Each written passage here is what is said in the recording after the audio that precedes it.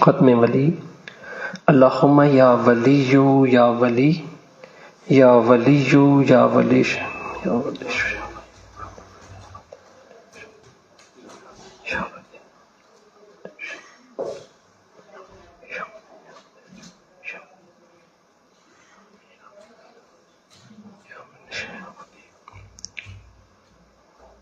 یا ولی یا ولی یا ولی یا ولی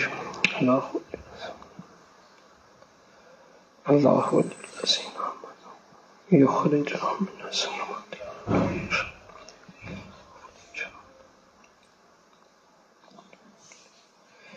یا ولی یا ولی یا ولی یا ولی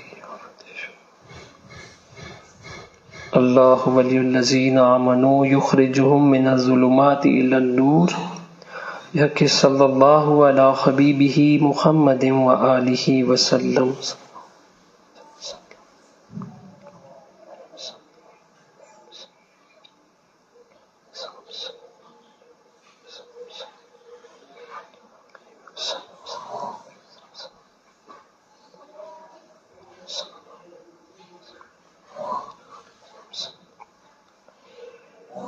صلی اللہ علی حبیبہ محمد وآلہ وسلم. الفاتحہ. بسم اللہ الرحمن الرحیم. الحمدللہ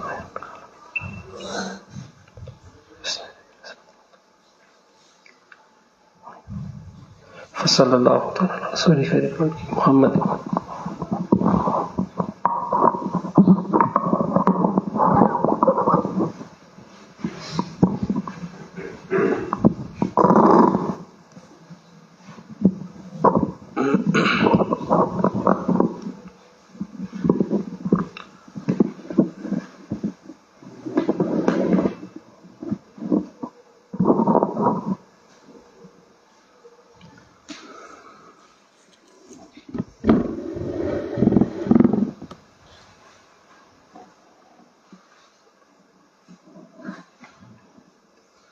بسم اللہ الرحمن الرحیم. الحمدللہ رب العالمین والعاقبۃ للمتقین والصلاة والسلام علی سید الانبیاء والمرسلین. قال اللہ تعالی فی القرآن المجید بسم اللہ الرحمن الرحیم. الا ان اولیاء اللہ لا خوف علیہم ولا هم یحزنون. صدق اللہ العظیم. رب اشرح لی صدری ویسر لی امری واحلل عقدۃ من لسانی یفقہوا قولی. ان اللہ وملائکتہ یصلون علی النبی یا ایھا الذین آمنوا صلوا علیہ وسلموا تسلیما. مل کے پڑھیے صلاۃ والسلام علیک یا رسول اللہ وعلی آلک واصحابک یا سیدی یا حبیب اللہ. الصلاۃ والسلام علیک یا رحمۃ للعالمین وعلی آلک واصحابک یا سیدی یا خاتم النبیین. نہایت ہی معزز و محترم حاضرین و سامعین، الحمدللہ یہ ہمارا ہفتہ وار درس محبت، درس تصوف کا مبارک سلسلہ ہے جو اللہ کی رحمت سے مکتوب نمبر 6 کے اندر داخل ہو چکا ہے. کم کریں ذرا، وہ بھی جلائیں.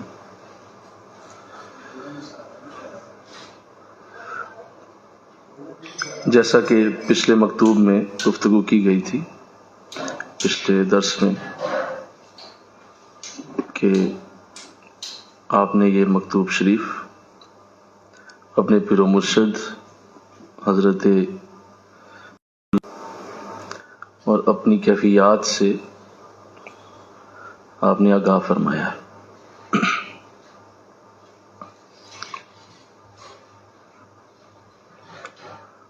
اور اس میں جو آپ نے گفتگو کی تھی، میں اس پہ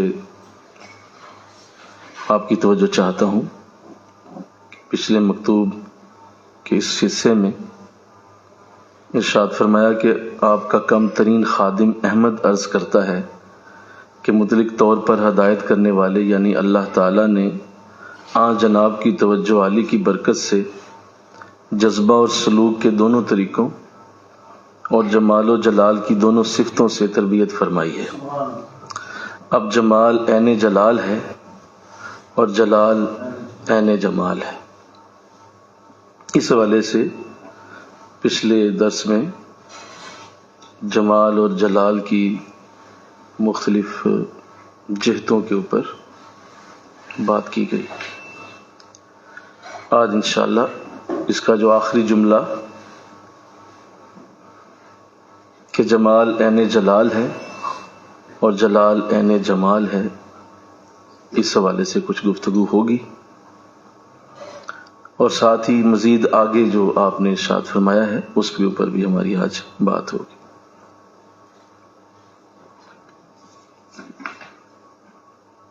متن سنیے۔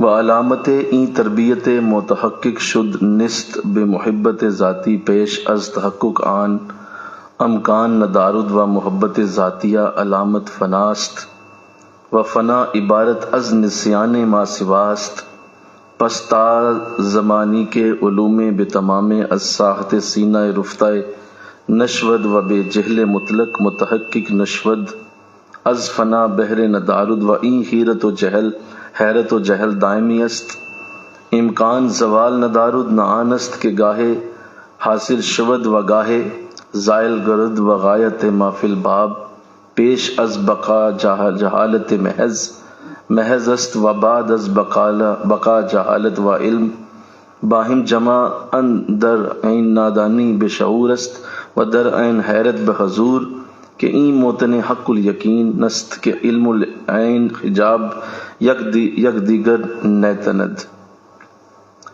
ترجمہ نوٹ کیجیے۔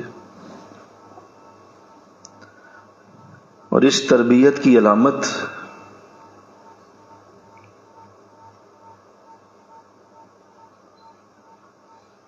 محبت ذاتی کے ساتھ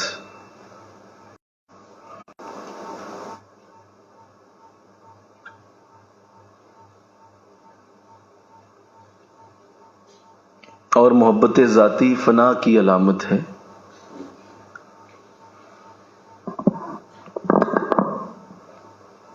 اور فنا سے مراد اللہ تعالی کے سوا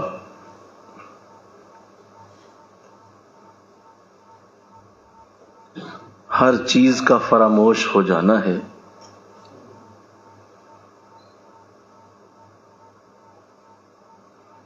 پس جب تک تمام علوم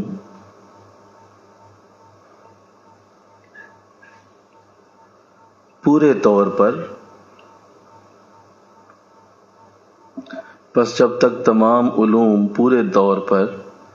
سینے کے میدان سے صاف نہ ہو جائیں،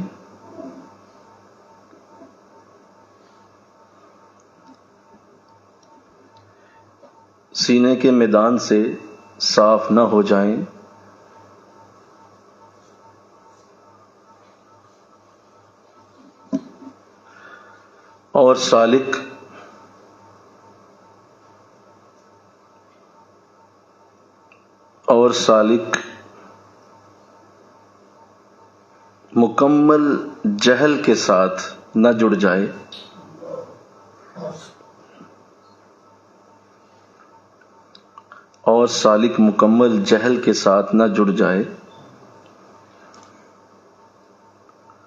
وہ فنا سے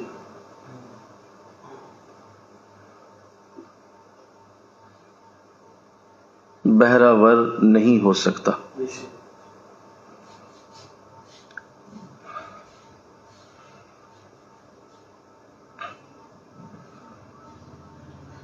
اور یہ حیرت و جہل دائمی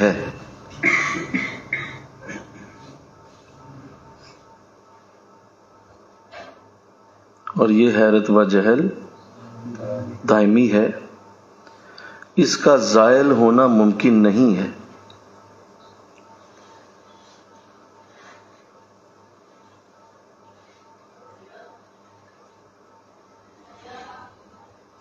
اور ایسا نہیں ہے کہ کبھی حاصل ہو جائے اور کبھی زائل ہو جائے۔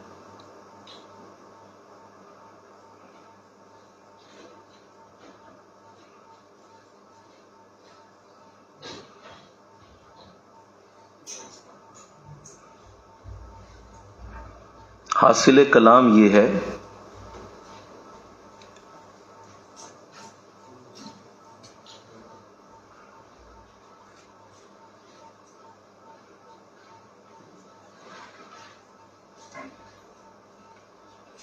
بلکہ ابھی اس کو یہیں تک رکھیں، کبھی حاصل ہو جائے کبھی زائل ہو جائے، یہاں تک۔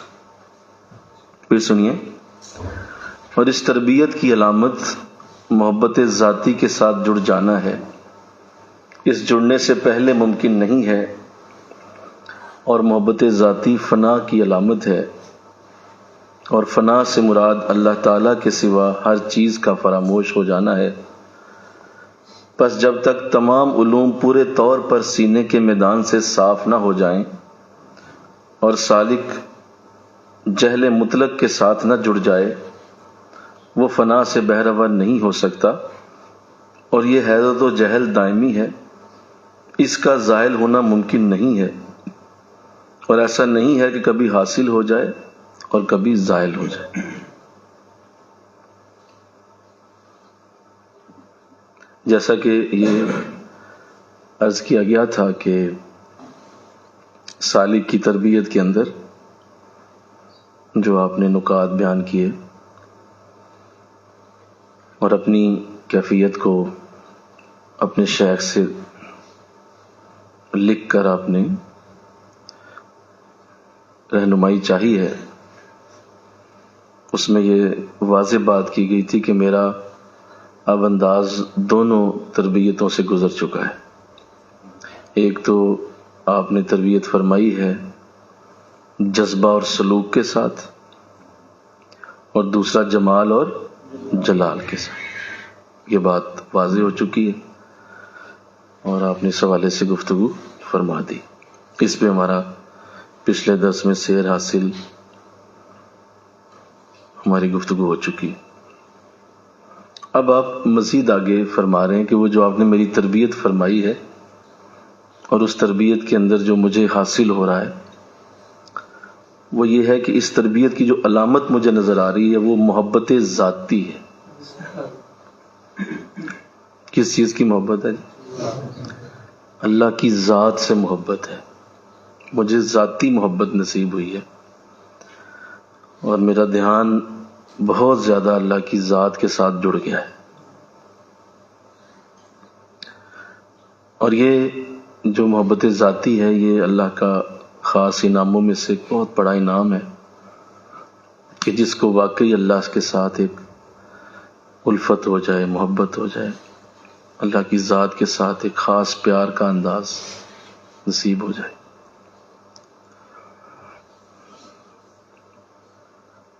اور یہ یاد رکھنا چاہیے کہ اصل مقصود اللہ ہی ہے۔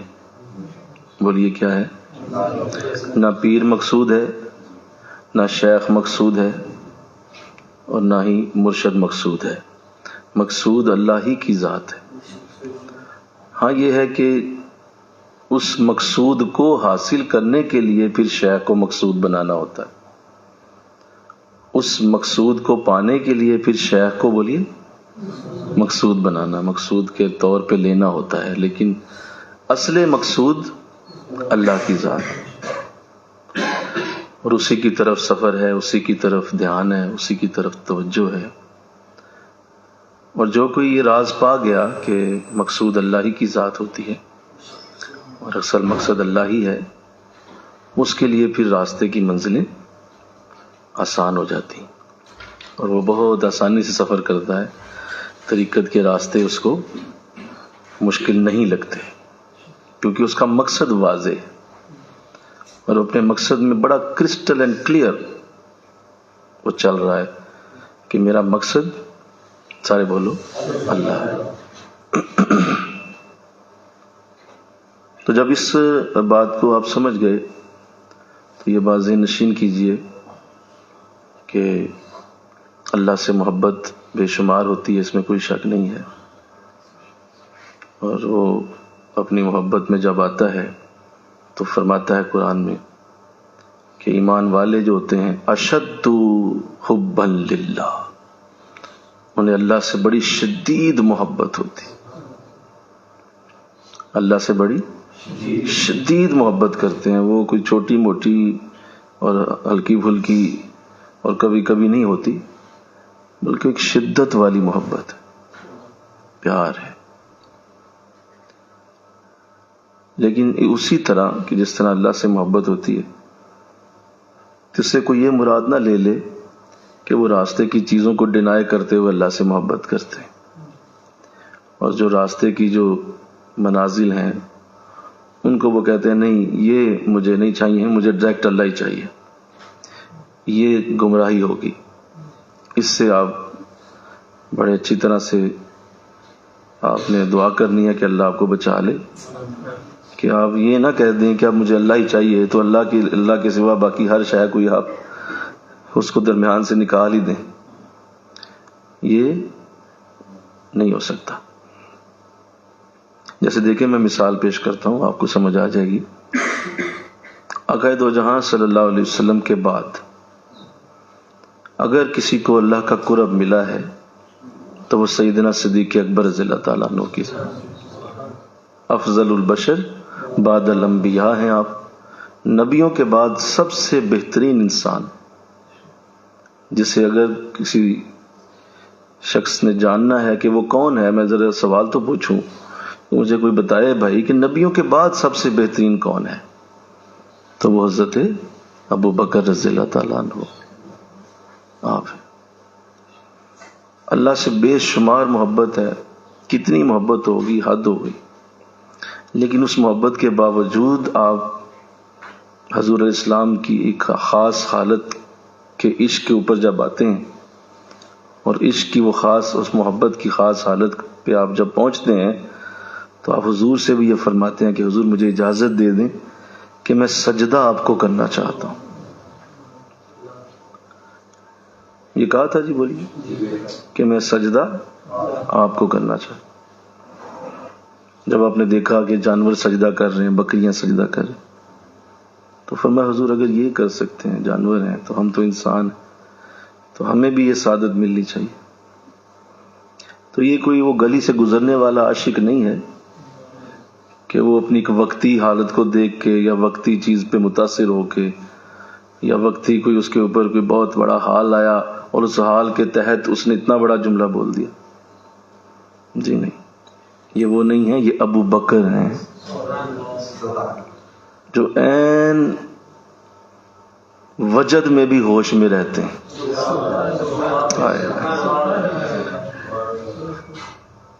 جب وہ عین وجد میں ہوش میں رہتے ہیں تو وہ ہوش میں کتنی ہوش میں رہتے ہوں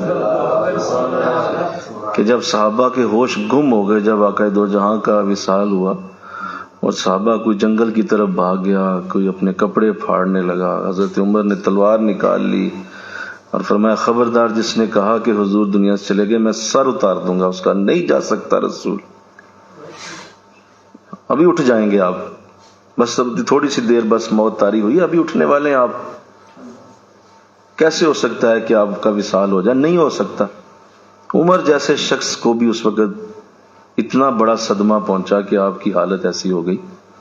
اس وقت بھی ابو بکر اپنی اصل حالت میں، اپنی ہوش میں موجود، اور فرما رہے ہیں کہ عمر خاموش ہو جاؤ، اللہ کا رسول وصال کر چکا ہے، کوئی نہیں، تو آپ جا چکے. اور جس نے محمد صلی اللہ علیہ وسلم کی عبادت کی ہے وہ سن لے کہ وہ وصال کر گئے، اور جس نے اللہ کی ہے وہ کبھی نہیں مرتا. جو اللہ کی عبادت کرنے والا ہے وہ ہمیشہ رہنے والا ہے، وہ کبھی ختم نہیں ہو سکتا، وہ کبھی موت کا شکار نہیں ہو سکتا. دھیان کرو، ہوش میں آؤ، اللہ کی ذات موجود.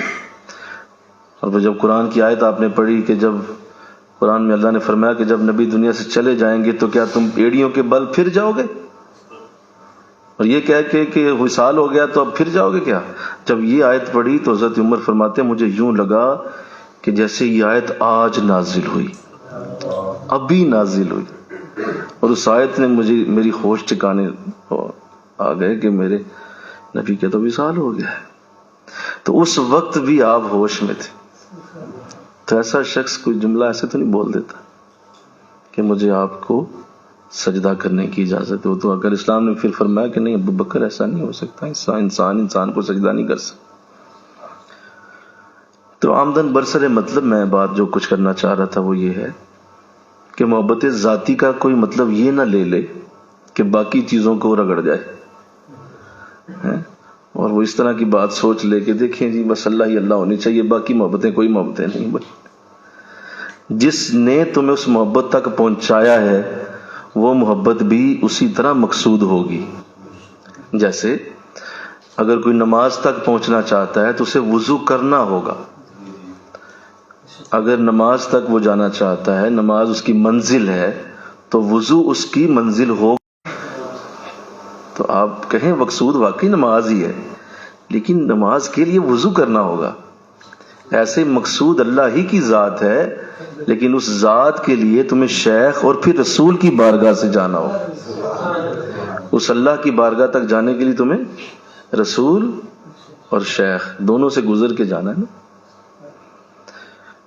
تو یہ میں نقطہ سر راہ عرض کیا ہے، اللہ کرے سمجھ آئے انشاءاللہ. کہیے کہا محبت ذاتی مجھے نصیب ہوئی ہے، اور یہ جمال اور جلال کی جو بات میں نے آپ سے عرض کی ہے میرے مرشد میرے شیخ، یہ اصل میں اس وجہ سے ہے کہ مجھے محبت ذاتی مل گئی.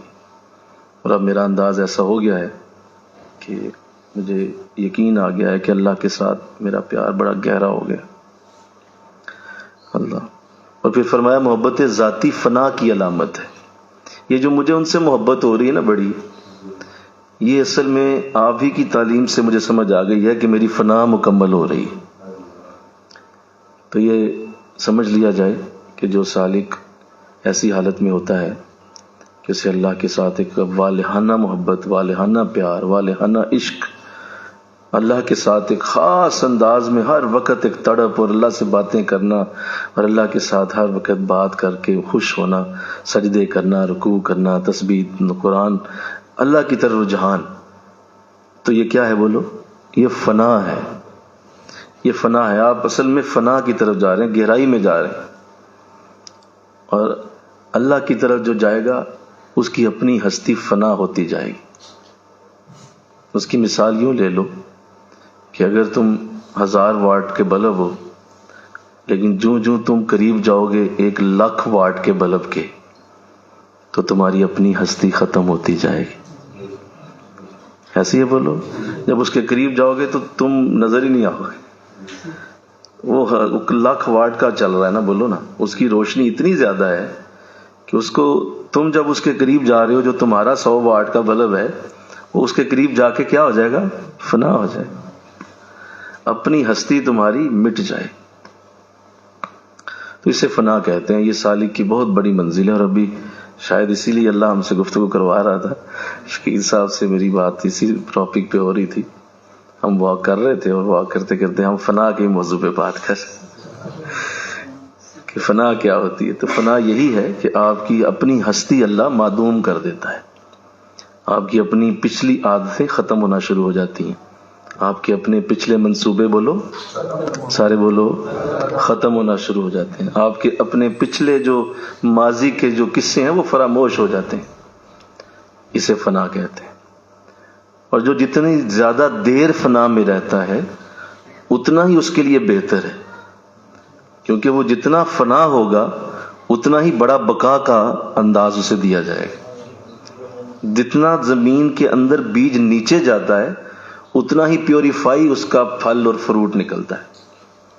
جتنا بیج زمین کے اوپر رہے گا، یعنی زیادہ نیچے آپ سے نہ دبائیں، اتنا خطرہ ہوگا کہ یہ بیج کسی وقت برباد ہو سکتا ہے، بارش سے، پانی سے، کسی کے پاؤں کی ٹھوکر سے، کسی کی جو ہے وہ جھٹکے سے، یا کوئی اس کے اوپر سے گاڑی گزر گئی اس جگہ سے، تو یہ ختم ہو جائے گا کیونکہ زیادہ زمین کے نیچے نہیں گیا. جتنا زیادہ بیج زمین کی گہرائی تک جائے گا اتنا محفوظ رہے گا اور اتنا زیادہ اس کی نرشمنٹ ہوگی اور اس میں سے زیادہ اچھا پھل اور پودا باہر آئے گا. تو اس لیے فنا کے اندر زیادہ رہنا، زیادہ گہرائی تک جانا، یہ زیادہ اعلیٰ اور بہترین معاملہ ہے. اللہ جسے عطا فرمائے. تو یہ محبت ذاتی، اللہ کی طرف جانا، اللہ کی ذات سے محبت، اللہ کی ذات سے پیار. اور اللہ سے پیار کا مطلب بولو، نماز سے پیار. اللہ سے پیار کا مطلب بولو قرآن سے پیار، اللہ سے پیار کا مطلب بولو ذکر سے پیار، اللہ سے پیار کا مطلب بولو درود سے پیار، اللہ سے پیار کا مطلب حضور سے پیار. یہ سارے وہی ہیں، ایک ہی پیار ہے، یہ علیحدہ علیحدہ نہیں. اللہ تو اللہ کے سوا ہر چیز کا فراموش ہو جانا، یہ اصل میں ذاتی محبت ہے، اور ہر حالت میں اللہ اللہ ہی، اسے ہر طرف اللہ ہی اللہ نظر آتا ہے، اور اللہ ہی کی محبت اس پہ حاوی رہتی ہے. تو یہ فنا ہے. انشاءاللہ تو کہہ دو ذرا، انشاءاللہ کو اللہ توفیق دے دے اور اس فنا کی خوبیوں سے اللہ متصف فرمائے. مٹا دے اپنی ہستی کو گر کچھ مرتبہ چاہے، کہ دانہ خاک میں مل کر گل و گلزار ہوتا ہے. یہ فنا کا شعر ہے. بولو کون سا شعر ہے؟ کہتے ہیں علامہ اقبال کو تصوف کا نہیں پتا تھا، تو ایک ہی یہ پوری فنا کو ایک شعر میں ڈال دیا. ابھی بقا کا بھی سناتا ہوں. یہ پوری فنا کو ایک شعر میں ڈال دیا کہ دانہ خاک میں مل کر گل و گلزار. وہ پھول اور گلزار تب تک نہیں بن سکتا جب تک وہ فنا یعنی خاک کے اندر نہ ملے. تو ایسے ہی سالک کی کیفیات میں جب تک یہ کیفیت نہ آئے کہ اسے اپنی ذات بھولنا شروع ہو جائے اور اپنی زندگی کے ایام اس کے لیے فراموش ہو جائیں، اور یوں لگے کہ بس ہر طرف محبت اور اللہ کا پیار ہی برس رہا ہے، یہ کرم جس کو مل گیا سمجھ لو کہ بات بن گئی. تو اللہ سعادت دے دے انشاءاللہ، انشاءاللہ اللہ توفیق دے دے. اب آگے آپ جو اس کی ایک اور بات فرما رہے ہیں، میں اسی کی طرف آ رہا ہوں. جو بھی جمال اور جلال کی گفتگو تھی کہ جمال عین جلال ہے اور جلال عین جمال. آپ فرما رہے ہیں کہ یہ اس وقت تک نہیں ہو سکتا جب تک تمام علوم پورے طور پر سینے کے میدان سے صاف نہ ہو جائیں. نہیں، آپ یہ جملہ، مجھے اس پہ آپ سے بڑی طویل گفتگو کرنی ہے. یہ آپ نے اتنی بڑی اصلاح کر دی ہے، اور وقت کے تمام صوفی اور آنے والے دنوں کے سالوں کے ہزاروں صوفیاء جو اس راستے پہ چلنے والے تھے، ان کو آپ نے ایک بہت بڑی تباہی سے بچایا یہ جملہ لکھ کے. جب تک سینے سے تمام علوم صاف نہ ہو جائیں. پھر سنو، جب تک سینے سے تمام علوم صاف نہ ہو جائیں اس وقت تک فنا مکمل نہیں ہو سکتا. اللہ اکو حرف تیرے درکار، اکو حرف تیرے درکار. تمہیں صرف ایک لفظ کی حاجت ہے اور وہ ہے اللہ. ایک لفظ کی تمہیں ضرورت ہے. علم و بس کریں او یار، اکو حرف تیرے درکار. اتنے علم پڑھ پڑھ کے، اتنی کتابیں پڑھ پڑھ کے تم نے جو اپنا دماغ خراب کیا ہوا ہے نا، آؤ تمہیں بتاؤں، تمہیں اصل میں ضرورت صرف ایک حرف کی ہے. وہ حرف تمہیں تمہارا مرشد اگر سکھا دے گا نا تو تمہیں کسی کی بھی حاجت نہیں رہ جائے گی. دیکھیں ایک سادی سی بات، آپ جب بہت پڑھ لیتے ہیں، جب آپ بہت پڑھتے ہیں نا، تو جو آپ کی تمام نالج کی، تمام سٹڈی کی، تمام آپ کی پڑھائی کی جو معراج ہے، تمام پڑھائی، علم، شعور کی منزلیں، بہت اچھا مطالعہ، بہت ساری کتابوں کی ورق گردانی، بہت سارے موضوعات پہ آپ کا ایکسپرٹ ہونا، بہت اچھی آپ کے لیے جو ہے وہ ایسا انداز ہو کہ آپ ہر چیز کا نالج رکھتے ہو. اس کی جو آخری پیک پوائنٹ کی جو آخری حد ہوتی ہے وہ یہ ہے کہ آپ یہ جان جاتے ہیں کہ میں پڑھا ہوا نہیں ہوں، مجھے تو پتہ ہی کوئی نہیں سمجھے بات. اصل میں آپ اگر اس مقام تک نہیں آئے اتنا پڑھ کے تو ابھی آپ کی پڑھائی نامکمل ہے. بلکہ کہو نا سبحان اللہ. آپ کی پڑھائی تب مکمل ہوگی جب آپ یہ جان جائیں گے کہ آپ پڑھے ہوئے نہیں. یار مجھے تو آتا ہی کچھ نہیں، ابھی یہ بھی نہیں پتا مجھے، ابھی یہ بھی نہیں پتا، ابھی یہ بھی نہیں پتا. ایک اور چیز پتا چلی تو اور سمجھے اچھا ابھی یہ بھی نہیں پتا تھا. اچھا ایک اور چیز پتہ چلی تو ایک اور خیال ہے، اچھا یار یہ بھی نہیں پتا تھا۔ آخر وہ سر پکڑ کہتا ہے مجھے پتہ ہی کچھ نہیں ہے۔ جب وہ یہ کہہ دے تو سمجھ لیں عالم آدمی ہے، علم والا ہے۔ اور جس کو یہ پتا ہو کہ مجھے بہت کچھ آتا ہے، یا یہ باتیں کرے کہ مجھے فلاں بھی آتا ہے، مجھے فلاں بھی آتا ہے، مجھے اس علم کا بھی پتا ہے، مجھے یہ علم بھی آتا ہے، مجھے فلاں علم بھی آتا ہے، سمجھ لیں کہ ابھی بیچارہ راستے میں۔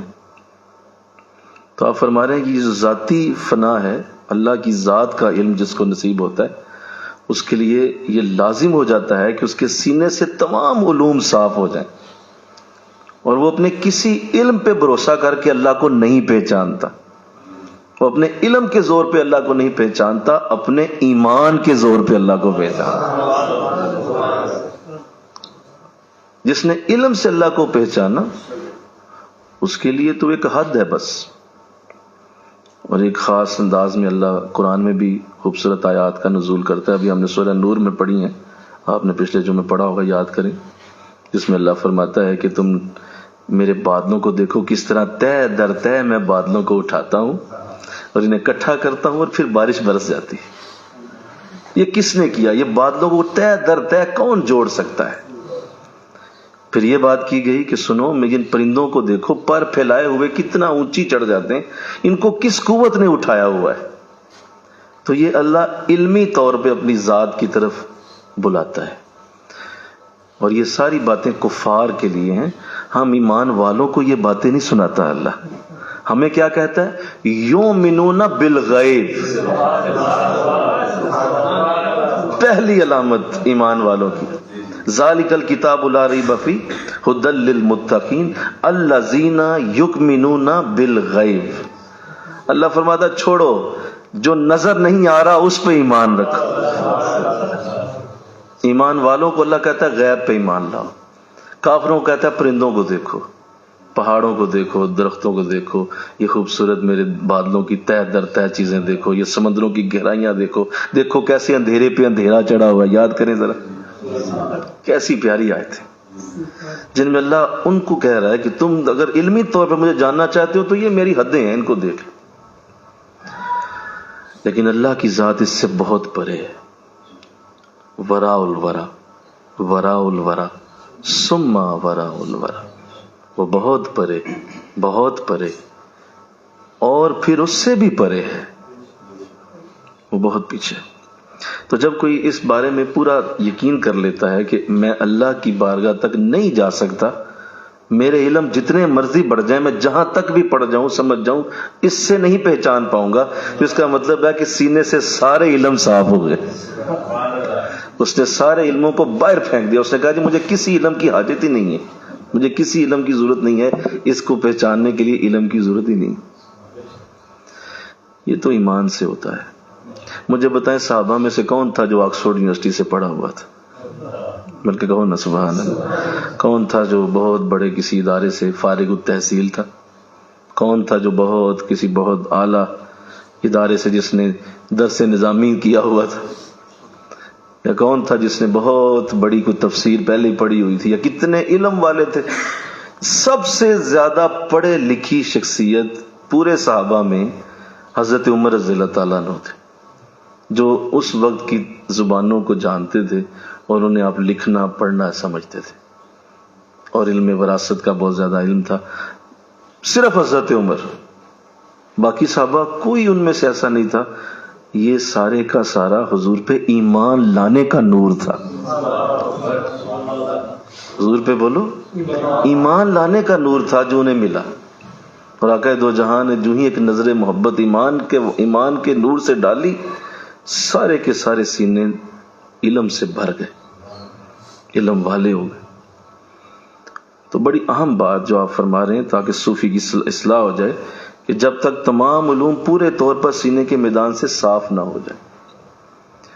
لہذا وہ لوگ جو اس حوالے سے گمراہی کا شکار رہتے ہیں کہ بس کسی طریقے سے جو ہے وہ فلاں ڈگری لے لوں فلاں ڈگری لے لوں تو اللہ کی ڈگری بھی آ جائے گی اسی کے اندر، تو ایسا نہیں ہوتا، یوں نہیں ہو سکتا۔ آپ دیکھیں جب تک مدارس کے اندر کوئی روحانی شخصیت نہ ہو، یہ ایک اہم بات کرنے لگا ہوں، مدارس کے ساتھ یا مدارس کے اندر کسی روحانی شخصیت کا وجود نہ ہو تو وہ مدرسہ صرف الف با جیم تو پڑھا سکتا ہے، وہ اللہ کی بارگاہ تک تمہیں نہیں پہنچا سکتا جہاں کسی روحانی شخصیت کا وجود نہیں۔ اور مجھے یہ بات کہنے دیجئے، کچھ عرصہ پہلے میں نے اپنے بچپن میں یہ چیزیں دیکھی تھی کہ مدارس کے ساتھ روحانی وجود ہوتے تھے، اور مدارس کے ساتھ کوئی نہ کوئی اللہ والا، کوئی نہ کوئی ان کی شخصیت جڑی ہوتی تھی۔ اور جب بھی کسی مدرسے کا نام لیا جاتا تھا تو فلاں کہا جاتا تھی فلاں بزرگ کا مدرسہ ہے، فلاں بزرگ کا یہ جامعہ ہے، فلاں بزرگ کی یہ درس گاہ ہے۔ تو اس وقت تو مجھے یاد ہے کہ روحانیت کے چشمے پھوٹتے تھے، لیکن آج آپ کے سامنے ہے کتنے ہزاروں طلباء ان درسگاہوں سے فارغ التحصیل ہوتے ہیں، ہر سال ہوتے ہیں، باقاعدہ امامے پہنائے جاتے ہیں، باقاعدہ ان کو بڑے بڑے جو ہے وہ جبے پہنائے جاتے ہیں، بڑے ان کے بڑا گولڈن لگا کے نا اس کے اوپر فیتے، تو جبوں کے برسات کر دی جائے، جی فلاں عالم دین صاحب بن گئے۔ کہاں ہے اس کا ایفیکٹ؟ کہاں ہے اس کی وہ اثر انگیزی؟ کہاں ہے؟ صرف علم سے نہیں ہونا، جب تک یہ علم صاف نہ ہو جائیں یہ نہیں ہونا۔ ان علموں کو پیچھے کر کے کسی اللہ والے کے دامن کے ساتھ جڑنا ہوتا ہے، تب محبت ذاتی کا رنگ نصیب ہوتا ہے۔ تو میں ایک بات اس لیے کی تاکہ یہ ذہن میں رہے کہ صرف علم ہی نہیں، جب تک تمام علوم پورے طور پر سینے کے میدان سے صاف نہ ہو جائیں اور سالک جہل مطلق کے ساتھ نہ جڑ جائے، جہل مطلق، مکمل جہالت۔ مجھے یاد پڑتا ہے کہ یہ ایسی ایک خاص منزل کہہ لیں، کوئی موڑ کہہ لیں، کہ جہاں پہ آ کے بہت ساروں کو ہم نے لڑکتے دیکھا، بہت ساروں کو دیکھا۔ میرے سامنے ابھی ان کی مثال، میرے ذہن میں ان کے چہرے آ گئے کہ ہم نے اس مقام پہ آ کے کہ جب وہ یہاں پہنچے تو ہونا یہ چاہیے تھا کہ جہل مطلق کے ساتھ وہ جڑتے، جہل مطلق آ جاتی کہ اپنے شیخ کے ساتھ، اپنے دین کے ساتھ اتنے مخلص ہو جاتے کہ انہیں کسی شے سے کوئی ان کی اندر کی کوئی بات، کوئی باہر کی بات، کوئی ادھر ادھر سے سن کے کوئی چیز ان کو متاثر نہ کر پاتی، بلکہ وہ یہاں پہ آ کے جاہل ہو جاتے۔ وہ کہتے ہیں حضور ہمیں پتہ ہی کوئی نہیں، ایک ہی شے کا پتہ ہے اور وہ آپ کی ذات کریمہ ہے بس۔ آپ کہیں دن ہے تو دن ہے، آپ کہیں رات ہے تو رات ہے۔ حضور میں نے پڑھ کے سمجھ لیا، مجھے آ گئی سمجھ اس بات کی کہ آپ کہیں دن ہے تو دن ہے، آپ کہیں رات ہے تو رات ہے۔ اور اس مقام پہ آ کے مجھے پتا چل گیا ہے کہ اگر آپ کے ساتھ میرا یہ راستہ ایسا طے نہ ہوا تو مجھے اپنے علم پہ میرا نفس، میرے ساتھ جو میرا شیطان لگا ہوا میرے علم سے ہی مجھے گمراہ کر دے گا۔ اب اس مقام پہ تمہیں وہ یہ کہے گا کہ یار اتنا تو پڑھ گیا ہے، اتنا تجھے پتا چل گیا ہے، یہ دیکھ فلاں بھی مسئلہ تجھے آتا ہے، فلاں بھی تجھے بات پتا ہے، تو تیری اتنے تجربہ، اتنی تیری عمر ہو گئی، ابھی بھی ان کے پیچھے لگا ہوا ہے، اب تو تجھے چھوڑ، تو بس ٹھیک ہے ہو گیا۔ نہیں، اس مقام پہ آ کے جاہل مطلق ہونا پڑے گا۔ ملکی کہو نا سبحان اللہ، کیا ہونا پڑے گا جی؟ جاہل مطلق۔ اب مجھے پتہ ہی کوئی نہیں، آپ بتائیں گے تو چلوں گا، آپ بتائیں گے تو قدم آگے جائے گا۔ بیٹا اتنا پڑھایا آپ کو، اتنے سال پڑھایا، کچھ تو کریں۔ نہیں ضرور، آپ انگلی پکڑیں گے تو چلوں گا، یہ کرم آپ ہی کا ہے، فضل آپ۔ جہل مطلق، مکمل طور پہ واش آؤٹ۔ جیسے میں نے ابھی کہا کہ یہ حالت اگر آپ کی نہیں ہوتی، اور عام طور پہ یہ دیکھا گیا ہے جو واقعی سچے مرید ہوتے ہیں ان کو یہ اس کا ایکسپیرینس ہوتا رہتا ہے، باہر دنیا کے آگے بڑا بنیں گے اور واقعی ہوں گے بھی، علم کی بہتات ہوگی، نکات پہ نکات پھینک رہے ہوں گے، گفتگو ہوتی ہوگی اور اچھی باتیں کرتے ہوں گے، بڑی اعلیٰ۔ جو ہی شیخ سامنے آتا ہے اپنے سینے پہ نگاہ ڈالتے ہیں، اندر ایک ہلکا سا جملہ بھی باقی نہیں کہ کوئی بول کے عزت ہی یہاں رکھ لیں اپنی. شیخ سامنے آتا ہے، ہر شے ہی صاف ہو جاتی ہے سینے سے. حضور کیا بولوں؟ بیٹا کوئی بات کریں. کہا حضور یاد ہی کوئی نہیں آ رہی. ابھی سوچا تھا آج یہ بات کرنی ہے، آج یہ بات کرنی ہے، آج یہ گفتگو کروں گا، آج یہ مسئلہ آپ سے پوچھنا. حضور کوئی شاید یاد ہی نہیں آ رہی. یہ ہے جہل مطلق. ان کو یہ ایکسپیرینس ہوتا رہتا ہے، اور یہ بہترین کامل مرید کی علامت ہوتی ہے کہ اسے اپنے شیخ کے سامنے آتے ہی بولیے اسے یہ احساس ہوتا ہے کہ وہ کچھ بھی نہیں ہے. حالانکہ باہر دیکھو تو دنیا پوجا میں مصروف ہے، دنیا بڑی محبت، پوجا سے مراد محبت کر رہی ہے، بڑا پیار کر، اور وہ کہتی ہے جی آپ بڑے اعلیٰ، لیکن جو ہی شیخ آ جائیں بولیے مائنس میں، زیرو بھی نہیں، مائنس میں چلا جاتا ہے، اور اپنی حالت دیکھتا ہے کہ یار یہاں تو بولے نہیں جا رہا، بات ہی نہیں ہو رہی. تو ایسی حالت اللہ تمہیں مبارک کرے. آمین کہو نا. اگر ایسی ہوتی ہے تو وہ مبارک کرے. اگر ایسی ہوتی ہے کہ ان کے سامنے آتے ہی تمہاری بتی گل، تمہارا میٹر ڈاؤن. اچھا یہ عجیب بات ہے کہ آپ اس کو 1000 دفعہ آن کرنے کی کوشش کریں، چیلنج، آپ 1000 دفعہ اسے آن کریں، نہیں ہوگا. اور نہیں ہوگا کیوں؟ ابھی آگے بات آئے گی کہ یہ حیرت و جہل دائمی ہے، یہ مستقل ہے، یہ ختم نہیں ہو رہی. اللہ آپ فرما رہے ہیں کہ اس کا زائل ہونا ممکن نہیں ہے، اور ایسا نہیں ہے کبھی حاصل ہو جائے کبھی زائل ہو جائے. یہ حیرت مطلق بولیے دائمی. آج 25 سال ہو گئے، خدا کی قسم نہیں گئی، اور مجھے پتا اگلے 25 سال بھی نہیں جانے. نہیں گئی. زبان لڑکھڑا جاتی ہے، الفاظ ادھر ادھر ہو جاتے ہیں. حالانکہ اللہ نے مجھے بڑا کنٹرول دیا ہے، ہر چیز کے اوپر اللہ نے برکت دی ہے، بولنے کے اوپر برکت دی، الفاظ کی ترتیب بنانے پہ بھی. لیکن جو ہی وہ سامنے بیٹھے ہو ایسے لگتا ہے کہ پتہ نہیں یار کیسے بولوں، کہاں سے لاؤں الفاظ. 25 سالوں میں آج تک ایک وقت ایسا نہیں ہے میں دیکھتا کہ کسی جگہ مجھے یاد ہو کہ میں بڑا ایکسپرٹ ہو کے بات کر سکتا ہوں اگر وہ سامنے بیٹھے.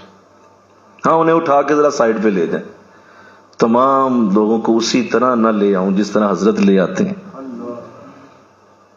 کہ نہیں ہو سکتا. تو اللہ ایسی سعادت دے دے. آمین کہو. یہ کبھی ختم نہیں ہوتی، جب فنا ہو جائے تو پھر اسی طرح آپ رہیں گے. اور تمہیں مبارک ہو ایسی حالت، تمہیں مبارک ہو. آقا دو جہاں جب اللہ کی بارگاہ میں پہنچے تو یاد کریں ذرا، میں آپ کو ایک بڑی اہم بات بتاؤں، اللہ کرے آپ کا ایمان تازہ ہو اس سے.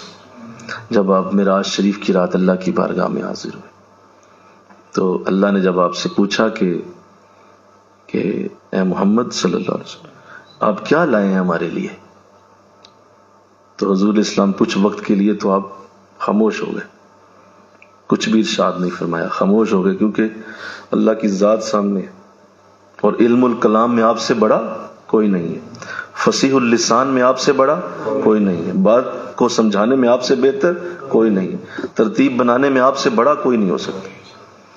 لیکن اللہ کی بارگاہ جب پوچھ دیا کہ آپ میرے لیے کیا لائے ہیں، خاموش ہو گئے. اور آپ فرماتے ہیں، حدیث میں آتا ہے کہ آپ فرماتے ہیں کئی وقت میں خاموش رہا، مجھ سے بات ہی نہیں ہوئی. تو پھر اللہ نے ہی توفیق دی، اللہ کی بارگاہ سے برکت آئی، اور آپ کی رحمت سے مجھ سے کلام ہوا، اور میں نے عرض کیا التحیات للہ والصلوات والطیبات. میں نے کہا مولا کچھ نہیں لایا، میری بدنی باتیں تیرے لیے ہیں، میری زبانی باتیں تیرے لیے ہیں، میری مالی باتیں تیرے لیے، میں صرف عبادت لے کے آیا، میرے پاس کوئی شے نہیں. تو یہ بھی وہی انداز تھا کہ حضور چاہتے تو بڑی لمبی تقریر کر سکتے تھے. بولیے آپ کتنا لمبا کلام کر سکتے تھے. بھئی ایک سوال پوچھا جا رہا ہے کہ آپ میرے لیے کیا لائیں، تو کتنے خوبصورت الفاظ حضور چن سکتے تھے. بولو نا یار، کیسی چنائی آپ کر سکتے تھے. اللہ کو بات سنانی ہے تو بتاؤ نا کیسا آپ کے پاس ردم ہوتا. لیکن یہ 3 لفظ بولیے، بس 3 لفظ آپ نے ارشاد فرمایا التحیات والطیبات والصلوات، بس اس کے علاوہ کچھ نہیں لایا. بات ختم ہو گئی.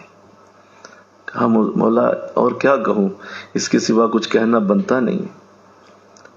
تو یہی اس کامل مرید کی بھی علامت ہوگی کہ اس کا شیخ اگر اس سے کوئی بات کر لے یا اس کے سامنے آ جائے تو چونکہ وہ جہل مطلق کے ساتھ بہرہ ور ہوتا ہے، اس کے اندر جہل مطلق ہوتی ہے، اس فنا کی وجہ سے، اس فنائیت کی کیفیت کی وجہ سے جہل مطلق کے اوپر فائز ہوتا ہے، لہذا وہ بھی ایک دو بات کر کے چپ ہو جائے گا کہ حضور اس سے آگے بات نہیں ہو سکتی۔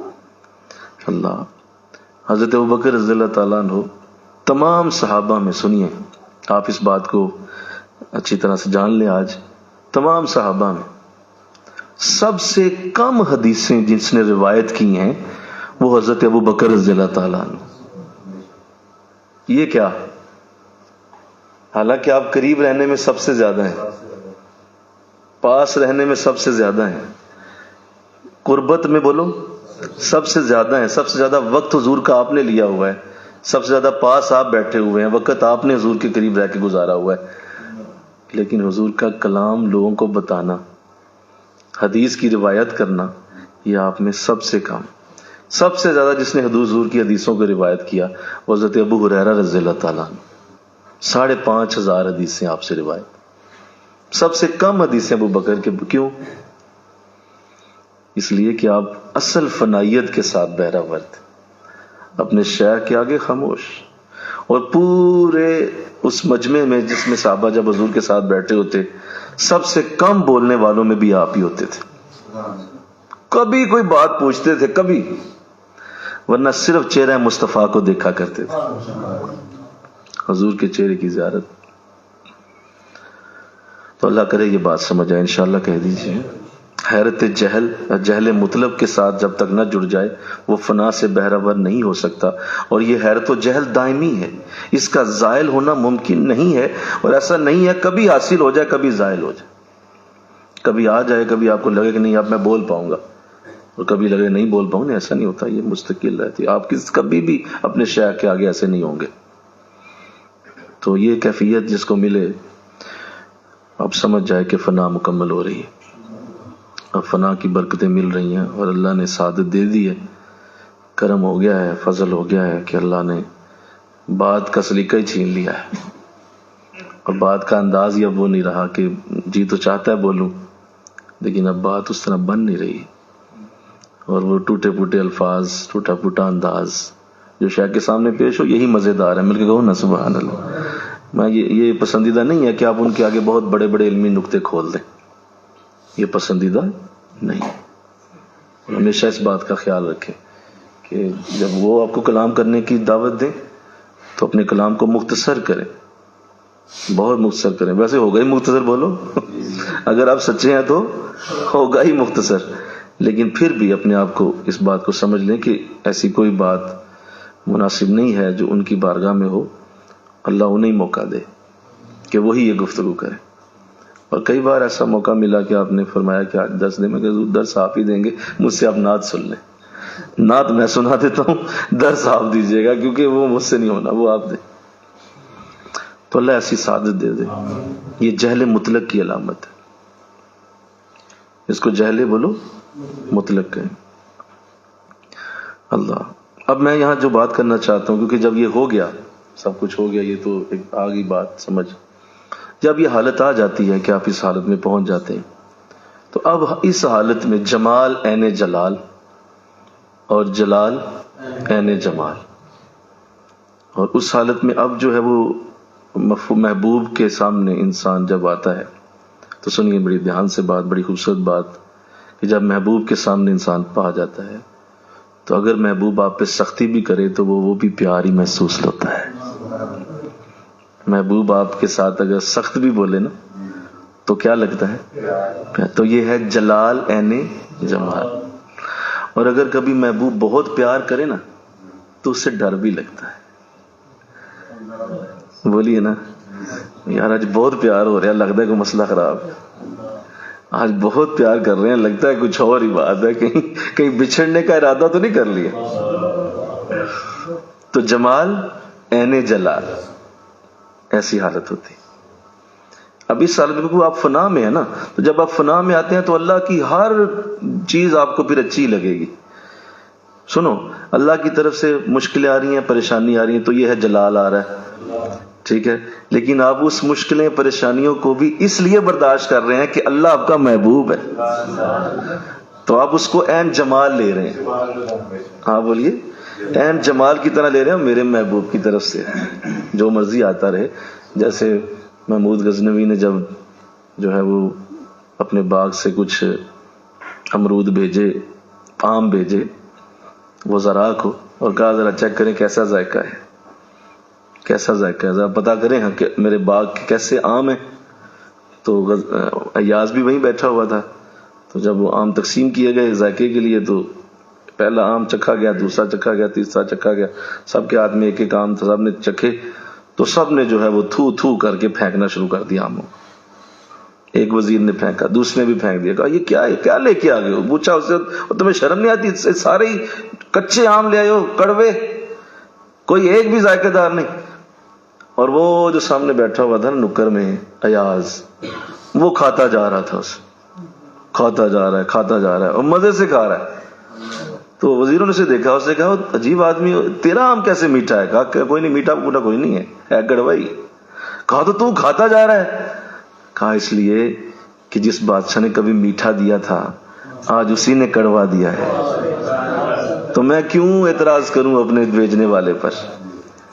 میرے بھیجنے والے نے آج کڑوا بھیج دیا تو کیا ہو گیا، اسی طرح کھاؤں گا جس طرح میٹھا کھاتا تھا۔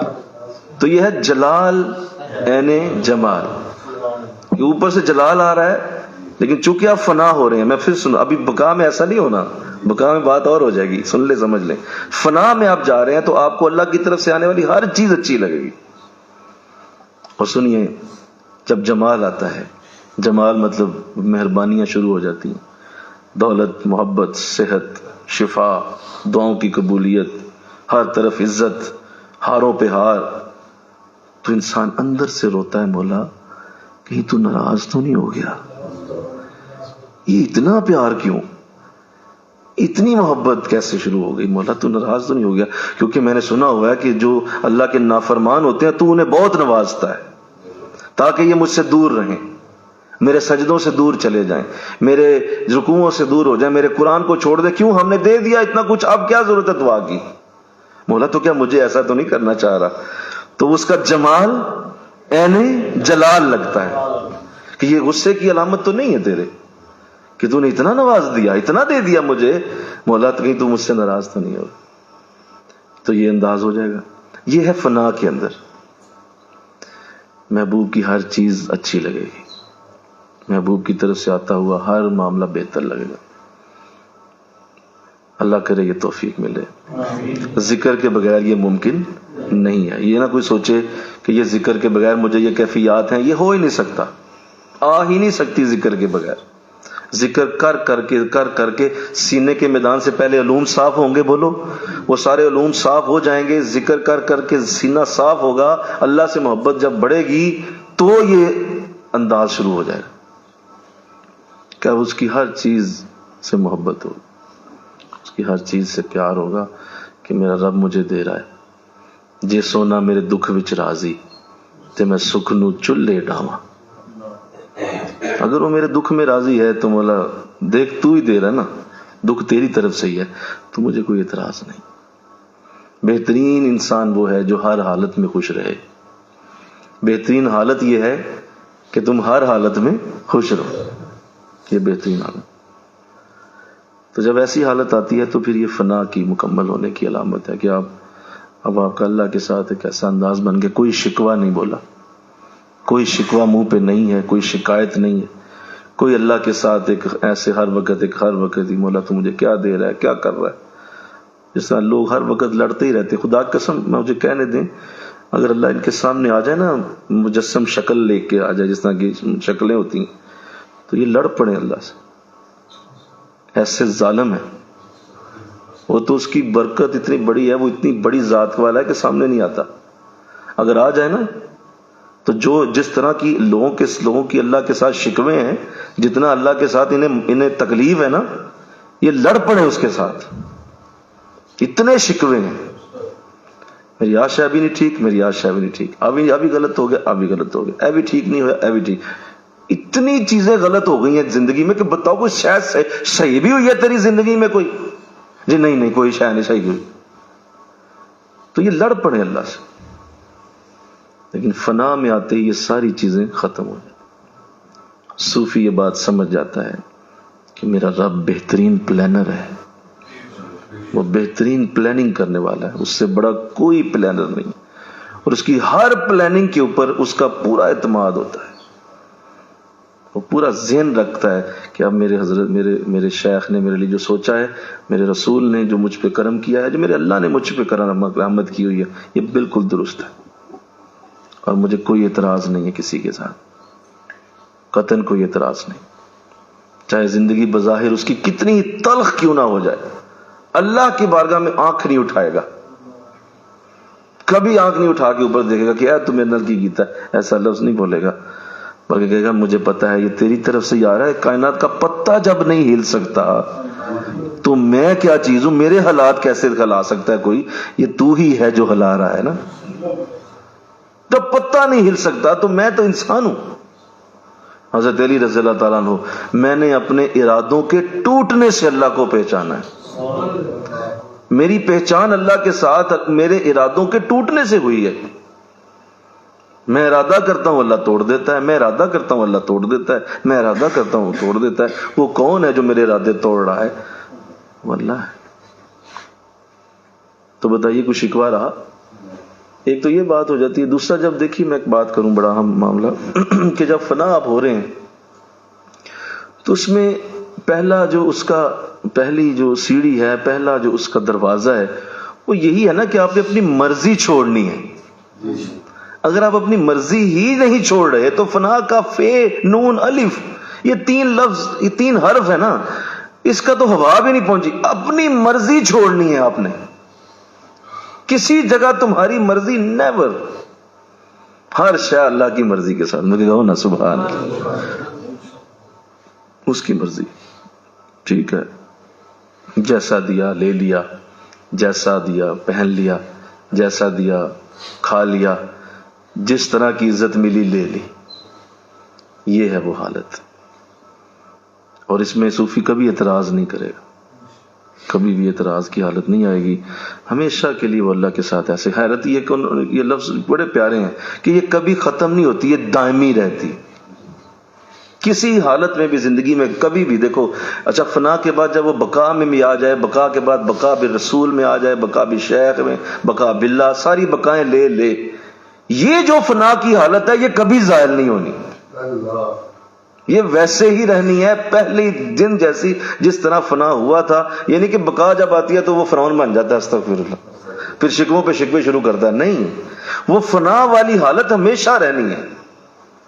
جیسے دیکھو، اگر وہ بیج زمین کے اندر چلا گیا تھا، جو وہاں اس بیج کی نشو نما ہوئی تھی، اگر درخت 1000 فٹ اونچا بھی ہو جائے نا تو اس کے اندر وہ پہلے بیج جیسی طاقت ہمیشہ رہتی ہے. وہ جو پہلے بیج کے اندر، جب اس کے اندر پانی گیا تھا اور وہاں سے اس کی نشو نما شروع ہوئی تھی، وہ کبھی بھی ختم نہیں ہوتی. وہ چاہے 1000 فٹ کا ہو جائے درخت، وہ رہتی ہے. تو ایسے ہی فنا بھی ہمیشہ رہتی اور اس کی برکتیں ساتھ ساتھ چلتی ہیں. لیکن اگر پہلا ہی رخ غلط ہو گیا، میری مرضی ہونی چاہیے تھی، میری مرضی پوری ہونی چاہیے تھی، میری مرضی کے مطابق اللہ چلے، تو بولیے یہ تو پھر ختم ہوگی بات کہ آپ اپنی مرضی چاہتے ہیں. اللہ تمہاری مرضی کے مطابق تو نہیں چلے گا. بولو، وہ اپنی مرضی سے چلتا ہے اور اس نے کائنات اپنی مرضی سے چلانی ہے. تو فنا والے کو یہ جان لینا چاہیے کہ اس نے ہر صورت اللہ کی مرضی کے اوپر رہنا ہے، اللہ کی مرضی کے ساتھ چلنا ہے، اور کبھی بھی اسے شکوہ نہیں کرنا. انشاءاللہ تو بولو یار سارے شکوے، شکایتیں، کمیوں کی کوتاہیاں یہ چھوڑ دیں. ان کو ختم کرنا پڑتا ہے. پکڑنا کیا ہے؟ میں تو سچی بات کہوں کہ جب آپ ذکر کر رہے ہوتے ہیں نا اور فنا کی ذکروں کی اللہ برکت دینا شروع کرتا ہے تو کسی کو کہنے کی ضرورت ہی نہیں رہتی. یہ ذکر ہی آپ کو شکووں سے روک دیتا ہے. وہ کہتا ہے کس کا ذکر کر رہے ہو؟ اللہ کا کر رہے ہو نا، تو بھی صحیح کرو نا. اس کا ذکر جب ہو رہا ہے تو کرنے والا بھی وہی ہے، کروانے والا بھی وہی ہے. تو تجھے توفیق دینے والا بھی وہی ہے، تیرے اندر جان ڈال کے تیری جان کی حفاظت کرنے والا بھی وہی ہے، رزق بھی وہی دینے والا، فضل بھی وہی کرنے والا، تو تیری ذات درمیان میں کہاں سے آ گئی؟ اوہو، جے میں تینوں اندر رکھاں تے پھر مقید جانا، تے جے میں تینوں باہر رکھاں تے میرے اندر کون سمانا، میں بھی تو ہیں تے تو بھی تو ہیں، وچ بلا کون نمانا۔ کہا یہ بلے شاہ کی ذات کہاں گئی؟ میں ذکر کس کا کرتا ہوں؟ تیرا۔ تو کہاں ہے؟ تو بھی اپنی جگہ پہ ہے، تو پھر درمیان میں میری ذات تو نہ رہی، تو اپنی ذات کا مٹ جانا یہاں پہ ہے۔ تو اگر کسی بھی جگہ اگر اس کے اگینسٹ آپ جاتے ہیں، اس رول کو وائلیٹ کرتے ہیں آپ، تو آپ کا کوئی تعلق نہیں ہے کہ آپ اس راستے پہ چلیں، اس راستے کی برکتوں کا آپ کے ساتھ کوئی تعلق نہیں۔ چھوڑ دیں خدا را چھوڑ دیں اور کوئی اور کام کر لیں، آپ اس راستے کے مسافر نہیں۔ اور اگر آپ فنا پہ چل رہے ہیں تو فنا کی پہلی سیڑھی یہ ہے کہ آپ نے اپنی مرضی کو چھوڑ دینا ہے۔ مولا تیری مرضی۔ اللہ توفیق دے دے، آمین کہہ دو۔ ایک بات اور کر دوں تاکہ اگلے درس کی بنیاد پڑ جائے۔ ظاہر ہے یہ سب مستقل ہوگا جب، تو پھر اللہ خوش ہوگا کہ میرے بندے نے میری مرضی اپنا لی، اپنی مرضی چھوڑ دی۔ اب باری شروع ہوگی اللہ کی، اور اب اللہ تیری مرضی کے مطابق ہونا شروع ہو جائے گا۔ نہیں سمجھے آپ؟ پہلے وہ تجھ سے تیری مرضیاں چھڑواتا ہے، پھر تیری مرضی کے مطابق بنتا ہے، پھر کہتا ہے میرے بندے اب تو بول تجھے کیا چاہیے، اب تو بول، بتا تیری رضا کیا ہے۔ اور آقا دو جہاں بقا کے سب سے بلند درجے پہ فائز ہیں، اسی لیے کہا والا سوفا یوتیکا ربک فترضی، اے نبی جدھر آپ کی رضا ہوگی ہم آپ کو راضی کر کے چھوڑیں گے ایک دن۔ پھر یہ بات ہے، یہ بقا کی اعلیٰ منزل پہ حضور فائز، حضور بقا کے اعلیٰ ترین درجے کے اوپر ہے کہ اللہ فرما رہا ہے ہم آپ کو راضی کریں گے، مرضی آپ کی ہوگی، رضا۔ اور وہ بھی یاد کریں قد نرا تقلبک وجہک فی السماء فلنولینک قبلۃ ترضاھا، اے نبی ہم نے آپ کا چہرہ آسمان کی طرف اٹھتا دیکھ لیا ہے، آپ بقا کی اعلیٰ منزل پہ فائز ہیں، بتائیے قبلہ جدھر آپ کی رضا ہوگی ادھر ہی پھیر دیا جائے گا، ہم کعبہ بدل دیں گے آپ کی خاطر، پھر تمہاری خاطر چھوٹی موٹی چیزیں نہیں، بولو قبلہ بھی بدل جائے گا۔ جب بقا کی منزلیں آتی ہیں تو پھر اللہ بندے کی مرضی کے مطابق ہوتا، اس سے پہلے وہ نہیں ہوتا، اس سے پہلے تمہیں اس کی مرضی کے فاذکرونی اذکرکم، تم پہلے میرا ذکر کرو پھر میں تمہارا ذکر کروں۔ ہم اسی اصول کو ساری زندگی سمجھ نہیں پاتے، مولا تو میرا ذکر کیوں نہیں کرتا؟ تو پہلا کر، تو میرا ذکر کر، تو میرا ذکر کر۔ بھئی تو کر کیسے؟ پہلے تو حق تو ادا کر میرے ذکر کا، تو میرے ذکر کا حق ادا کر، تجھے کہنا نہیں پڑے گا، درمیان میں واو بھی نہیں لگائی ہم نے، فاذکرونی ڈائریکٹ اذکرکم، ہم درمیان میں واو بھی نہیں برداشت کریں گے، اور میں تمہارا ذکر کر، اور بھی نہیں لگاؤں گا، فوراً تیرا ذکر میں شروع کر دوں۔ تو پہلے حق ادا کر میرے ذکر کا، تو اپنی مرضی کو فنا تو کر، تو اپنی مرضی کو تو چھوڑ ذرا۔ تجھے پتا ہے نماز کا وقت ہے، کیوں اپنی مرضی کر رہا ہے؟ تجھے پتا ہے قرآن کا وقت ہے، کیوں اپنی مرضی کر رہا ہے؟ تجھے پتا ہے درس کا وقت ہے، کیوں چھوڑا؟ تجھے پتا ہے اس وقت نیکی کی آواز آ چکی ہے، کیوں نہیں تم گئے؟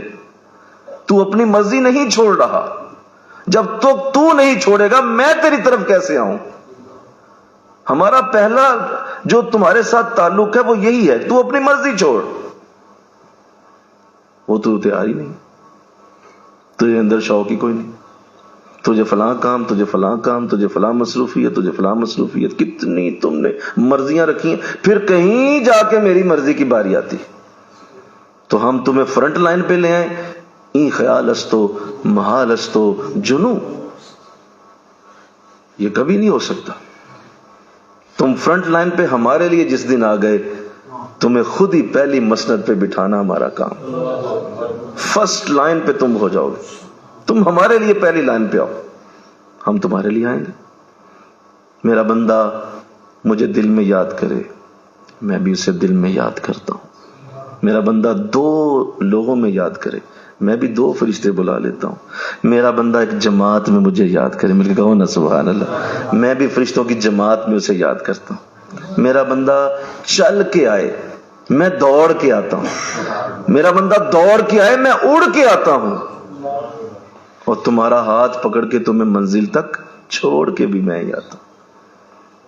تم اپنی کمی دیکھو. حضرت صاحب نہیں ٹھیک, مرشد تو بالکل ہی نہیں ٹھیک, سعید فیض نہیں, وہ فلاں مرشد زیادہ بہتر, وہ فلاں شیخ جو ہے نا زیادہ اچھے, وہ دیکھیں کتنی اچھی بات کرتے ہیں, وہ فلاں کرتے ہیں فلاں کرتے. شیخ پہ وقت کوئی نہیں دیتے, فلاں نہیں کرتے, یہ نہیں کرتے, وہ نہیں کرتے. یہ یاد رکھیں جب بیعت ہوتی ہے اس وقت شیخ تمہیں ساری زندگی کا نصاب دے چکا ہوتا ہے, ساری زندگی کا سلیبس دے چکا ہوتا ہے. اس کے بعد اس کی ذمہ داری کوئی نہیں, اس کے بعد تم نے کرنا ہوتا ہے. تم نے محنت کرنی ہے, تم نے انہیں پوچھنا ہے, تم نے ان کے پیچھے پڑنا ہے, تم نے جا کے بیٹھنا ہے, تم نے وقت دینا ہے, تم نے ان کے ساتھ ساتھ رہنا ہے, تم نے ان کو وفا کرنی ہے. وہ تو کرم ہو گیا, اس نے تمہیں اپنے دل سے نور نکال کر تمہارے دل میں ڈال دیا. یہ چھوٹا فضل ہو گیا, بیعت کی اتنی بڑی برکت تجھے دے دی گئی. اب فرض کرونی آپ کریں گے تو اللہ کہہ رہے میں اذکرکم کروں گا. آپ فرض کرونی ہی نہ کریں تو آیت پوری ہوگی؟ آیت تو جائے گی جب تک یہ حرف پورا نہیں ہوگا. آگے فرض کرونی کریں گے تو اذکرکم آئے گا. آپ فرض کرونی نہیں کر رہے, اذکرکم قیامت تک نہیں آنا. اس کمی کو پورا کرنا آپ کی ذمہ داری ہوتی. تو فنا کے سارے معاملات کی تمام برکتیں اس وقت ہوتی ہیں جب ورزی چھوڑ دی جائے, اپنی مرضیوں کو چھوڑ دیا, ختم کر دیا جائے. اور کیا لفظ ہیں بزرگوں کے کہ مردہ بدست زندہ. جس طرح مردہ زندہ کے ہاتھوں میں ہوتا ہے, جب آپ اسے غسل دے رہے ہوتے ہیں مردہ کو تو اس کی اپنی کوئی مرضی نہیں ہوتی. آپ اسے پلٹائیں وہ پلٹ جائے گا, آپ الٹائیں الٹ جائے گا, آپ دایاں ہاتھ اوپر اٹھائیں اٹھا لے گا, آپ گردن کو پیچھے کر دیں پیچھے ہو جائے گی, جو چاہے کریں. کیوں؟ مردہ ہے. تو کہا یہی حالت ایک مرید کی شیخ کے ساتھ ہو جاتی ہے, تب وہ فنا میں مکمل ہوتا. اور جس کی کئی مرضیاں ہوں, کئی مرضیوں پہ چلتا ہو, شیخ کی مرضی دیکھیں گے جب ٹائم ملے گا, پھر نہیں ہوتا. ساری زندگی اسی طرح بیچارہ کھپتا رہے گا اور اسی طرح ذلیل و خوار ہوگا. طریقت کے بہت سارے نور سے ضائع ہو جائیں گے, بہت ساری برکتوں سے ضائع ہو جائیں گے, کیونکہ اپنی مرضی چھوڑ نہیں رہا. تو اس پہ انشاءاللہ تو کہہ دو, اللہ توفیق دے دے. تو اس لیے میں نے عرض کیا کہ میں نے بنیاد بنا دی, آگے چونکہ بات وہی آ رہی ہے کہ اس کے بعد جب یہ ہو جائے گا فنا تو لازمی بات ہے بقا آئے گی, کیونکہ وہ بیج ہمیشہ زمین میں نہیں دفن رہ سکتا. اس کی خوبی یہ ہے کہ وہ پھٹے گا, کہ رہتا ہے اندر ہی. جی آپ اسے اگر زمین میں دبا دیتے ہیں, حالانکہ نہ اسے پانی پہنچتا ہے, مطلب نہ اسے ہوا لگ رہی ہے, نہ سورج کی روشنی پہنچ رہی ہے, ہاں نیچے سے پانی پہنچ جاتا ہے اسے, تو وہ صرف پانی لیتا ہے, ہوا اور سورج کی روشنی اسے نہیں ملتی. اس کے باوجود وہ پھٹ جاتا ہے, پھٹ کے اس میں سے پودا باہر آتا ہے. اب فنا بقا شروع ہوتی. تو اب ایسی حالت جب آئے تو دعا کرو اللہ تمہیں بقا تک بھی پہنچائے. اگر فنا کی منزلیں تمہارے اوپر آئی ہوئی ہیں تو بقا تک بھی پہنچو. اور اگر فنا ہی فنا ہے تو فنا ہی میں نہ فنا ہو جانا, اس کا کوئی فائدہ نہیں ہے, کیونکہ صوفی صاحب صرف اللہ سے پیار کرتے ہیں, آگے کام وہ کوئی نہیں کر سکتے. اور ہمیں ایسے صوفیوں کوئی ضرورت نہیں ہے جو صرف اللہ سے ہی محبت کرتے ہیں. اللہ سے محبت کرنے والی ساری دنیا ہے. بولو نا, پرندے کس سے کرتے ہیں؟ جانور, پتے درختوں کے, چونٹیاں, مچھلیاں, زمین کی ساری چیزیں, سب اللہ سے پیار کرتے ہیں. تھوک کوئی نیا پیدا ہو گیا آج. اللہ سے محبت کرنا چلو تمہیں مل گیا, بڑی بات ہے, لیکن یہ کمال نہیں ہے, یہ تمہاری ابھی اگلی منازل کی ابتدا ہے، اور فنا کے بعد تم نے بقا میں جانا ہوتا ہے، اور بقا کی سٹیجز جب آ جائیں تو پھر بندے کی مرضی اللہ کی مرضی ایک ہو جاتی ہے۔ جو بندہ کہتا ہے وہ اللہ کرتا ہے، جو اللہ کہتا ہے وہ بندہ کرتا ہے، دونوں ایک جیسے انداز۔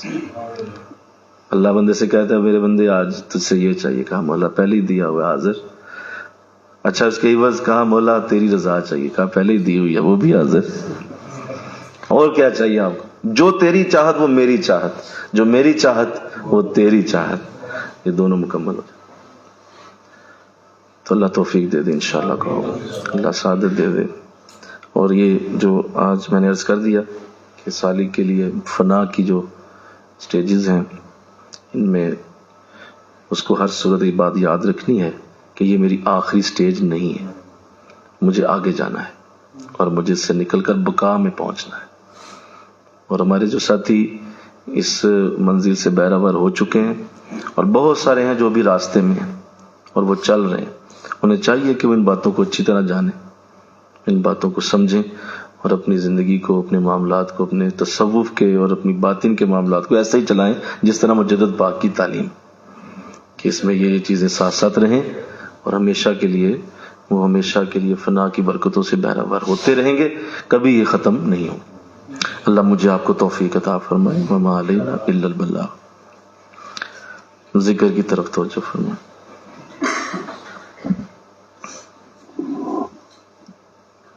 اللہ اللہ کی آواز سنیے آپ کے دل سے اٹھتی ہوئی۔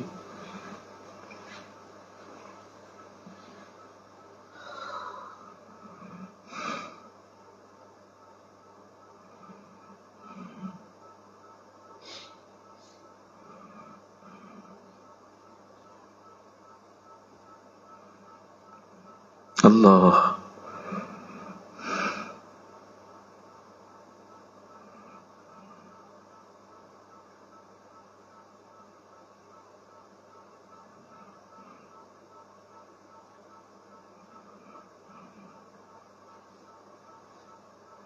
اللہ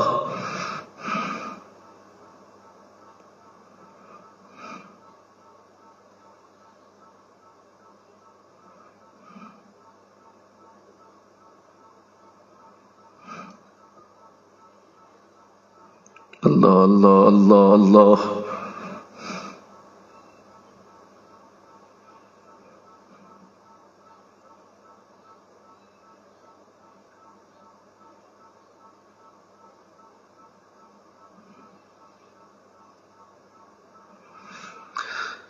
لا الہ الا اللہ محمد رسول اللہ صلی اللہ علیہ وسلم، لا الہ الا اللہ محمد۔ آمین۔ اللہم صلی علی سیدنا و مولانا محمد وعلی آل سیدنا و مولانا محمد وبارک وسلم۔ ومصاب آپ آئیں۔ الہ العالمین قبول و منظور فرما، خاص برکت سے، خاص رحمت سے مولا تیرے کلام کو، تیرے بزرگوں کے کلام کو پڑھا، اپنا خاص فضل ہم سب کے شامل حال فرما۔ ایک ایک لفظ کو اگر کوئی غلطی کوتاہی ہوئی کسی بھی مولا معاملے میں پیش کرنے میں، پڑھنے میں، اسے معاف فرما مولا۔ اس کلام کا ادب، اس کلام کی برکتیں، اس کلام کا نور ہم سب کو عطا فرما مولا۔ جو ساتھی فنا میں ہیں انہیں فنا کی مکمل برکتیں عطا فرما، اور جو ساتھی مولا فنا سے بقا میں جا رہے ہیں اللہ ان کے لیے بقا کے معاملات میں اپنے خاص رحمتوں کا نزول فرما، کرم فرما دے۔ اللہ تیری بارگاہ میں عرض کرتے ہیں مولا، یہ سٹیجز، یہ معاملات ہمیں مولا اس مسافر ہونے کی تو نے جو برکت دی ہے، اب اس سفر میں ہماری مدد بھی فرما اللہ۔ جو جو اس دعا میں شامل ہے، جو جو ہمارے ساتھ مولا اس میں آن لائن شامل ہوتا ہے، دور سے شامل ہوتا ہے، بڑی محبت سے شامل ہوتا ہے اللہ، اس کی ہر دعا کو قبول کرتے ہوئے اس کو بھی یہی منازل عطا فرما، اس کی بھی یہی مولا برکت رحمت اسے عطا کر جو یہاں بیٹھے ہوئوں کو ملتی ہے، انہیں بھی عطا فرما مولا۔ قبول فرما لے جتنے ساتھی تشریف لائے دور و نزدیک سے، سب کی مولا حاضری قبول ہو، سب کو آج کی برکتیں، رحمتیں، جمعرات کی شب کی برکتیں، شب جمعہ کی برکتیں اللہ عطا فرما۔ استغفر اللہ ربی من کل ذنب واتوب الیہ، وصلی اللہ تعالی علی رسول خیر خلقہ محمد